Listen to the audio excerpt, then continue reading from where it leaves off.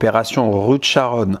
Je suis passé chez le notaire le 3, donc en mars 2019. Mars 2019, je passe chez le notaire pour rue de Charonne. Je rappelle, c'est une opération qui devait se faire en 2014, qui n'avait pas pu se faire parce que ça avait bloqué au moment de la vente, parce qu'il y avait un problème entre la copropriété et le vendeur. Ça a été solutionné, l'agence est revenue vers moi et du coup j'ai pu faire l'opération. Écoute bien, c'est important, c'est incroyable comme opération. 12 000 euros. L'opération, 12 000 euros. Il y a 6 places de parking. Je vais te remettre les photos, tu vas pouvoir revoir exactement ce que j'ai.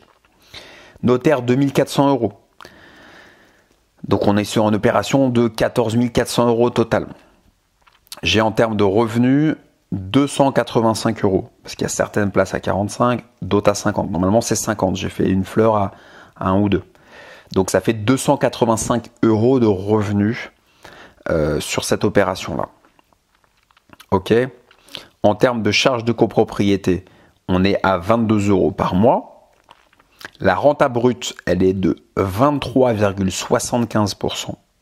23,75%. La renta nette de charge, elle est à 21,91%. Donc ça, c'est l'opération de la rue de Charonne. C'est l'opération qui est la plus rentable pour moi. Ça existe ça aujourd'hui, des OP. Tu vois, c'est quelque chose qui existait en 2014. C'est revenu sur le marché en 2019. Donc c'est des choses aujourd'hui qu'on peut faire. Ça, on peut avoir des opérations comme ça. Il suffit juste de les trouver, il suffit de provoquer, il suffit de créer un bon relationnel avec ton agent immobilier, il suffit d'aller sur le terrain. Il faut pousser des portes. C'est que comme ça que ça fonctionne. Si tu pousses pas de porte, il n'y a rien.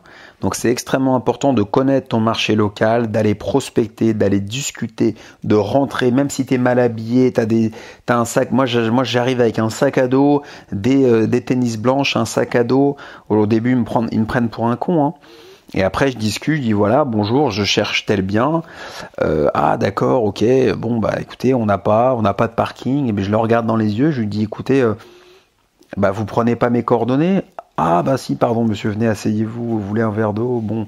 Et en sortant, on discute et ça se passe très bien. Donc il faut savoir se faire respecter, avoir de l'assurance, avoir confiance en soi. Je comprends que ce soit pas facile au début, mais c'est extrêmement important.